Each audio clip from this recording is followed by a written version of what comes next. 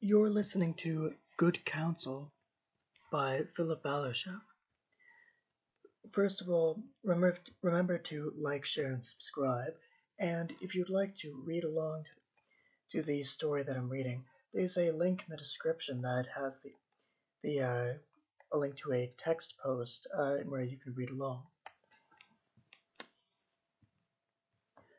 A bolt of lightning had struck him as a child, giving him a hobble which he kept for the rest of his life. His whole family rushed to the hospital, his parents fearing the worst. His two brothers didn't even know what the worst could be, but felt the fear that was evident in their parents' voices as they told them to get into the car and then get out. His mother took him by the arm and pulled him towards the hospital, telling him he should have been more careful, he should have come inside like she told him to. But then she shut up and turned to face the receptionist. "He was hit by lightning," she said. "Just now. We got in the car and drove over here as soon as we could." His brothers hugged him goodbye, something they would ordinarily never do. His father kissed him and took his brothers home. Dylan was awake, but not able to say much. Still, his father said, repeating the doctor's diagnosis, there were only minor injuries. The doctor knew it couldn't be a direct hit. There were no marks anywhere on Dylan's body. The lightning must have found the ground first and then struck him on its way somewhere else. His mother stayed by his bedside all night, sleeping in the little chair the nurses set out just for her, after asking again and again if she was really sure she wouldn't rather go home. "No," his mother insisted. "No, I won't be any good to him there." The nurses knew she wouldn't be much good to him here either, but also knew better than to say so. Eventually, however, she had to leave for work, and after she had done that, she decided to sleep in her own bed instead of a hospital chair. It seemed the nurses took to mothering him instead. They did so only because he was still a child. There was no other reason for their affection. If Dylan had been any older, this mothering would have been impossible, and any attempts would be ridiculous. He let himself be cared for, but kept this in mind. His doctor acted in a way Dylan could only describe as fatherly. It wasn't quite that, but he didn't know another word for it. The doctor adjusted his vocabulary to sit right between showing off and talking down to his patient. Dylan could have called it professional. In fact, that's exactly what it was. But that brought to mind someone cold and precise. The trick was that his doctor, whose name he'd eventually learned was Dr. Barnes, acted warmly towards everyone during work hours. Outside of those hours, he couldn't show much emotion, no matter how he felt inside. Then there were Dylan's well-wishers, whose number amounted to a little less than a parade. They gave him gifts, cards, and their time, for which Dylan thanked them with all the energy he could muster. That wasn't much, even considering his condition.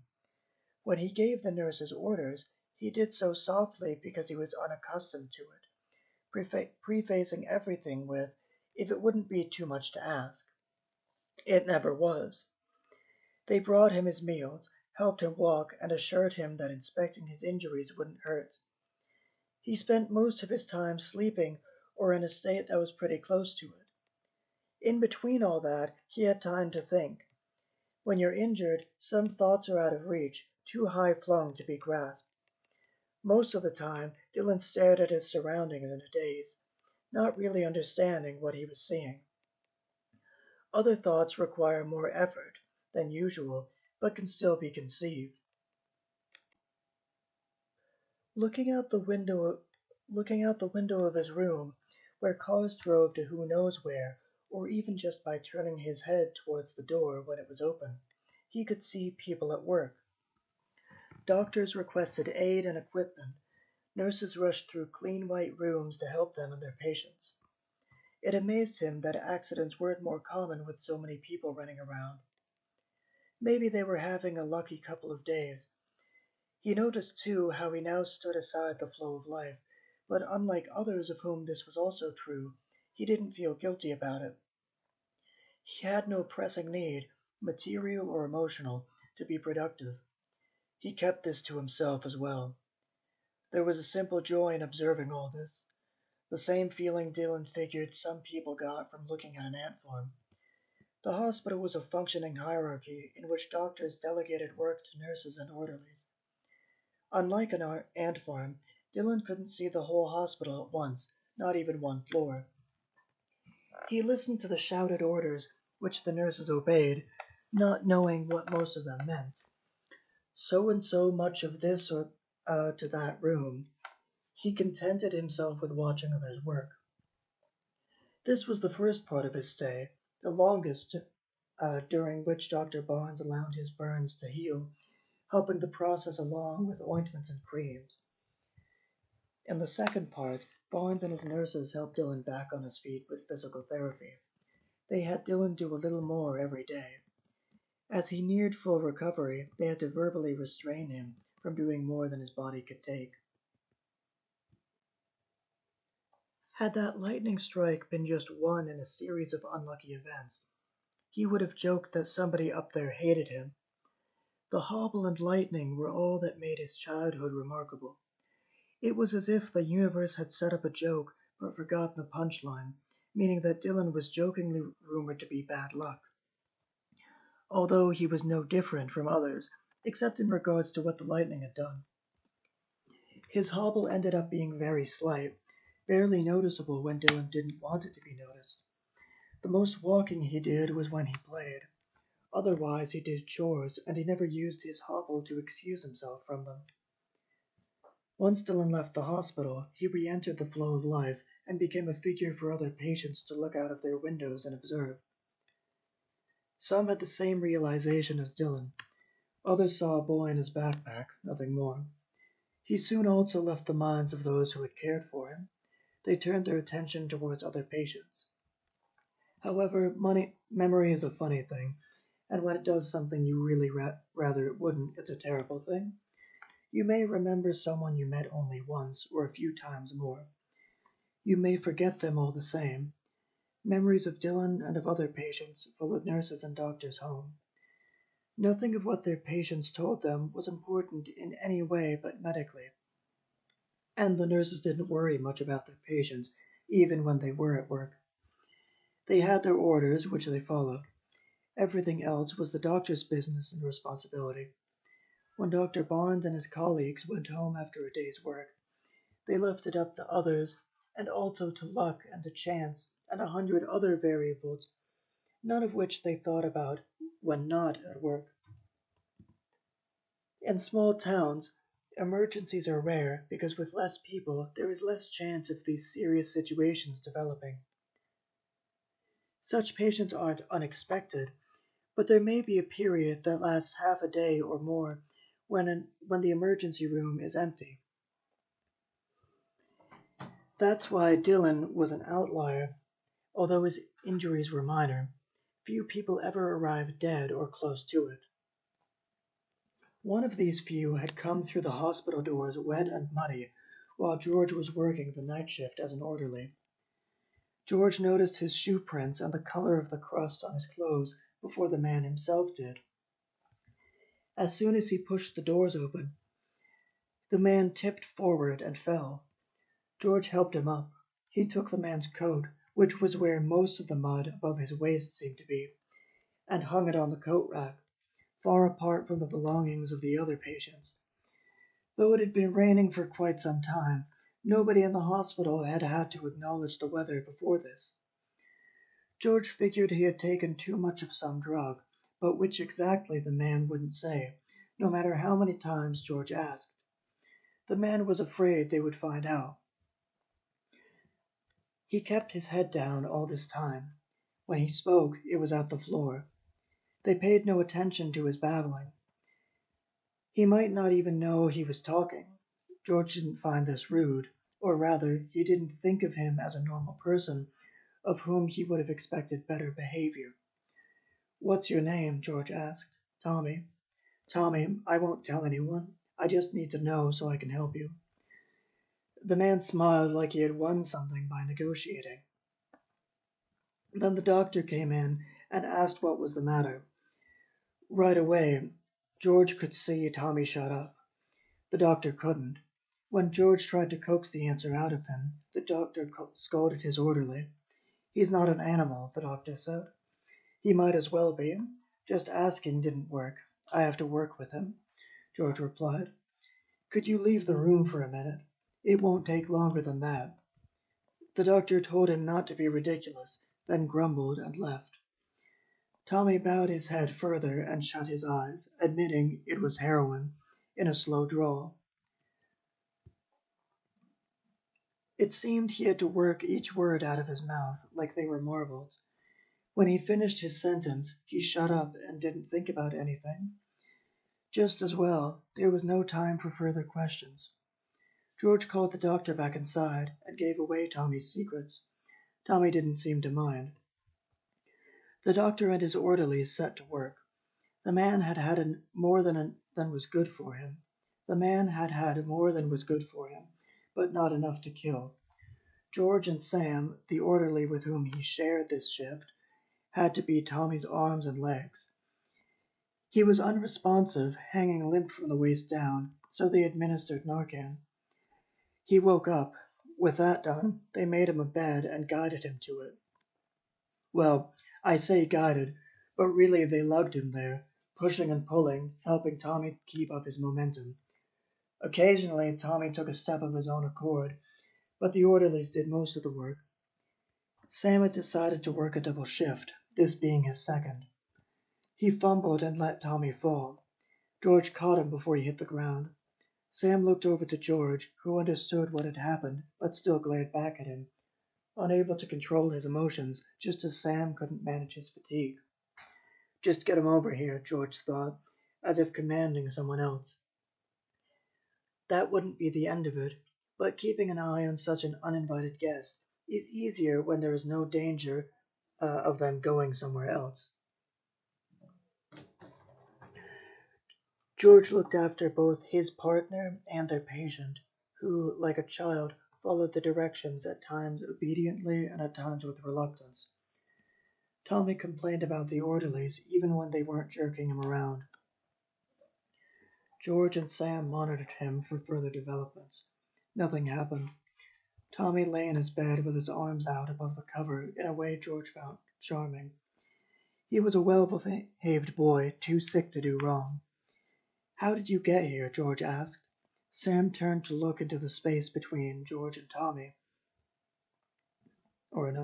How did you get here? George asked. Sam turned to look into the space between George and Tommy so he could see them both. Everything was settled now, so why shouldn't he ask a few questions?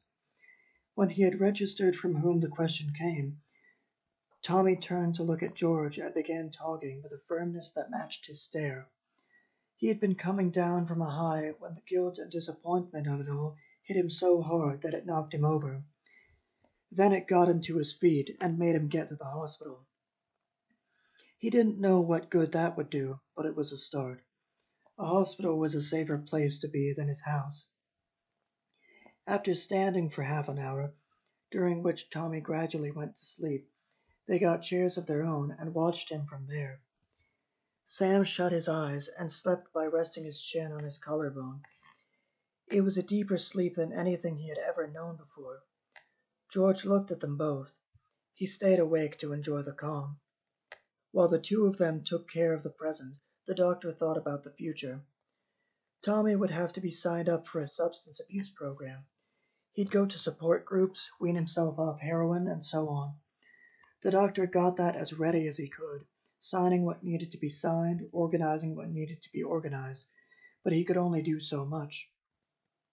Most of the work was Tommy's job.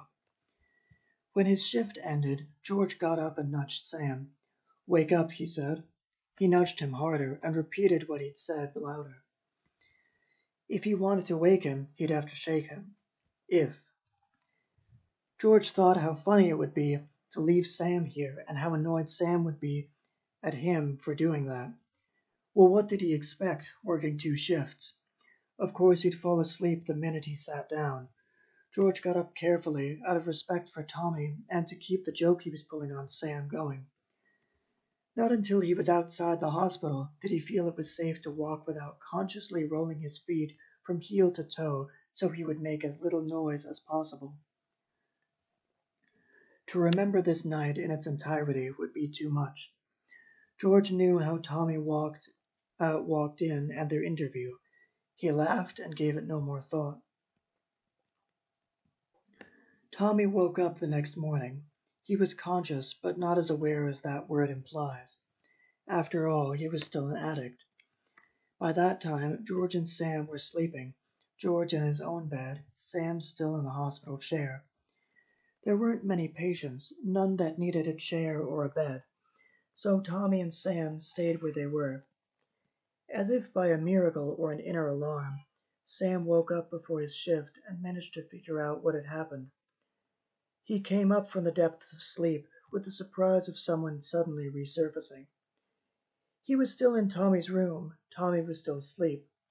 Sam went to the receptionist's desk just in time to see George come through the main entrance.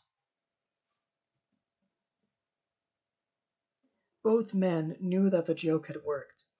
To press the point home, hoping for an apology, Sam asked George why he didn't wake him. "You looked so peaceful," George said. Sam snorted and turned away. All their new patients that day had seasonal illnesses like the common cold, or seasonal injuries like slipping on snowy ground. Maybe next month they'd have more interesting holiday injuries. Patients who blew their fingers off with New Year's fireworks. Literally lovesick people who attempted suicide on Valentine's Day and lived to tell the tale.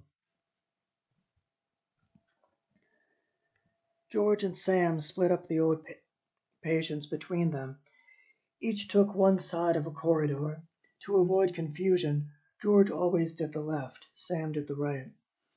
When they were almost done, George wiped his big slate of a forehead with the back of his hand. There was no sweat to wipe off. This gesture was a sign of fatigue, but not just of a physical sort. You could see George's lips move to mouth his thoughts. "All right, one more row, Sam." Sam tried to get revenge with a joke of his own, but fumbled his words. He soon realized that the joke didn't make sense. Bad luck had spared him a second humiliation. The longer they kept to their work or to their jokes, the less shy the clock's hands were about moving. Soon their shifts were done. When Sam clocked out, George pushed him back inside the hospital. The receptionist looked up at the ding the hospital doors made when they let them through. She looked back down when she saw nothing was the matter. "Your bed's back there," George said, not bothering to point at Tommy's room, where the chair still stood after all this time. Again, Sam turned his head away, taking his body with him this time. He was angry now, but that would pass after he found a way to get back at George. What would happen if one of them got sick? Well, whoever stayed healthy would insist on caring for the other and have the time of their life doing so. On Monday and on Sunday, a rabbi came to read to the children. For the young, he offered fairy, folk tales, and fiction. The older children liked Isaac Bashevis Singer's childhood memoirs. They could be understood the first time around, and yet there was something to think about. The rabbi took all these books along. They were few in number, and so they had to be thick to fit all their stories between their front and back sides.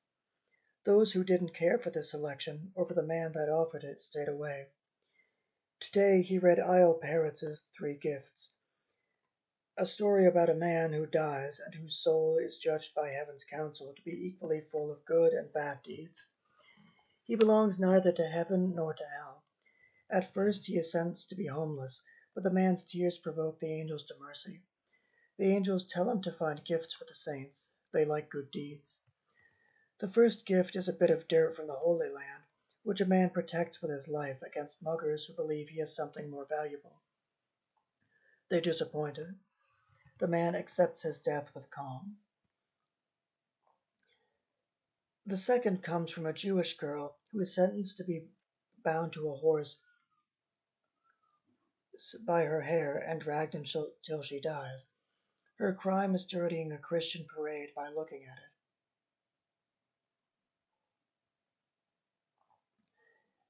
Her last request is for needles, which she puts through the hem of her dress and deep into her body to stop her clothes from flying up. The man takes one of these bloody needles as a gift. The third is the skull cap of a Jew who is beaten to death by soldiers but keeps putting his cap back on. The rabbi has no concerns about his audience being squeamish. The story might as well be history, and history was sometimes bloody. The angels say these gifts are beautiful and useless. The man is admitted into heaven. His audience, who, as far as he knew, weren't Jewish religiously or in any other way, said how sad it was that those people had died.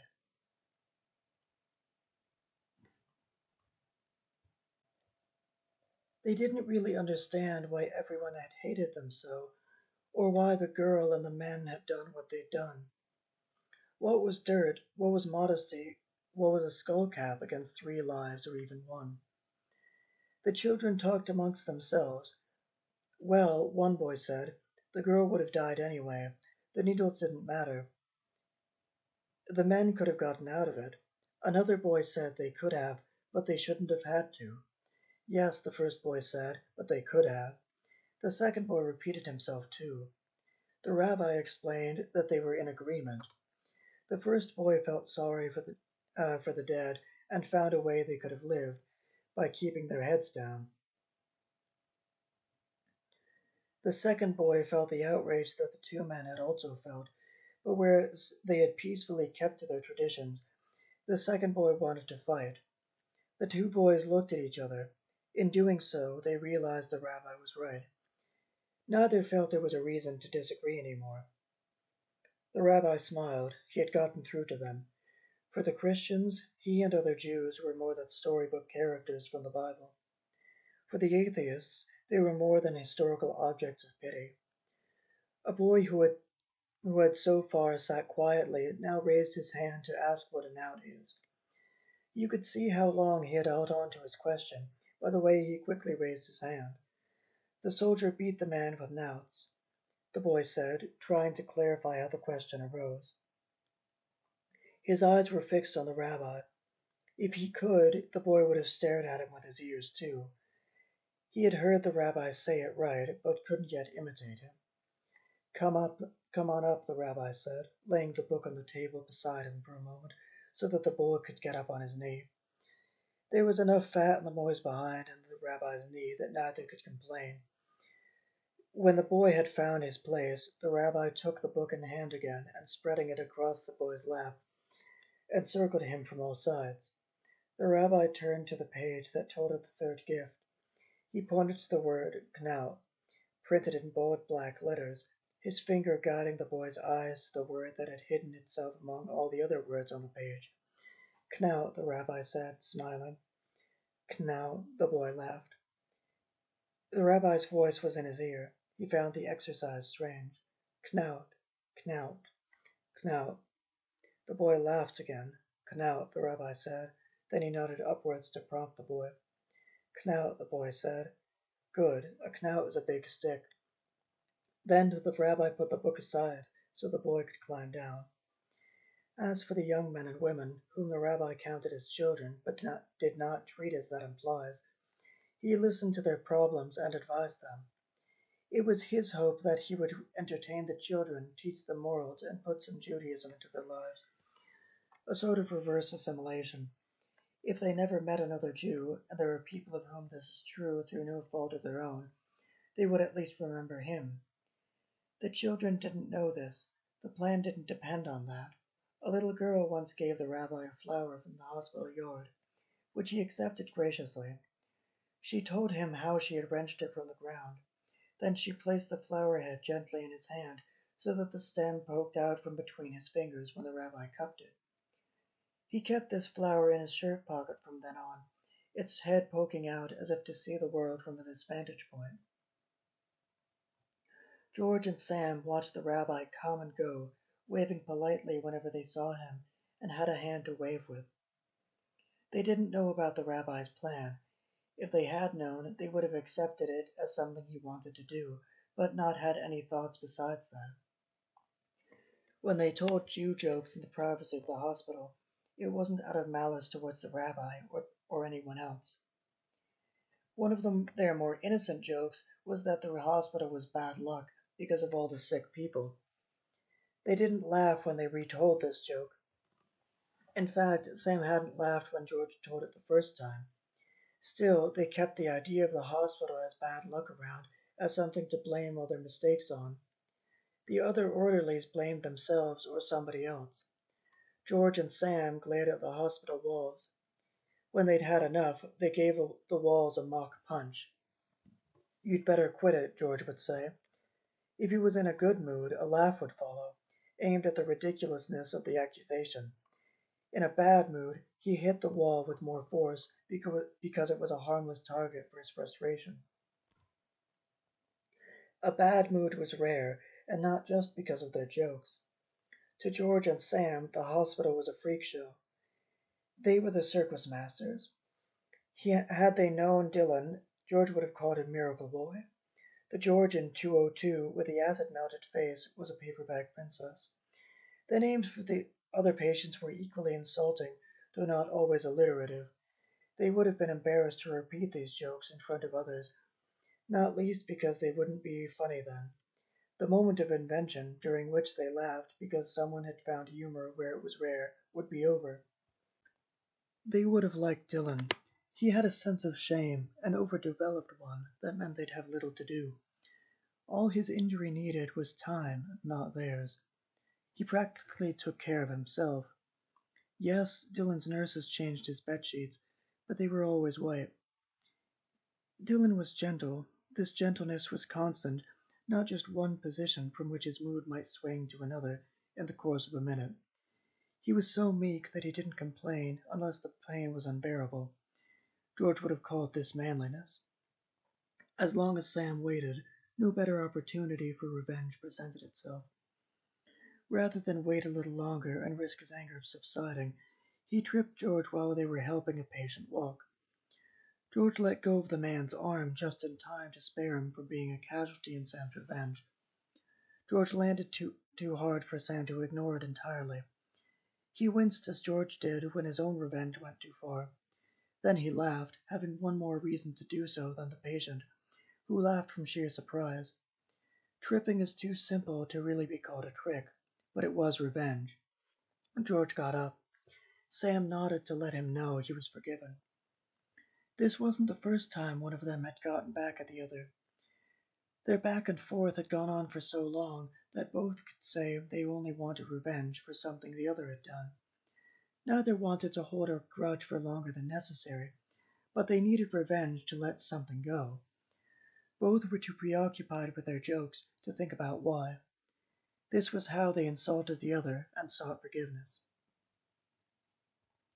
There could be no reconciliation between George and Sam that lasted, like that which the rabbi established between the two boys and his audience. It seemed they didn't want it, but that wasn't true.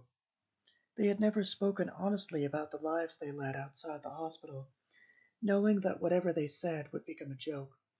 When one of them hurt the other in a way revenge and jokes alone wouldn't fix, as had happened before, the wound remained but was ignored. If the rabbi knew this, he would try to help and maybe even succeed.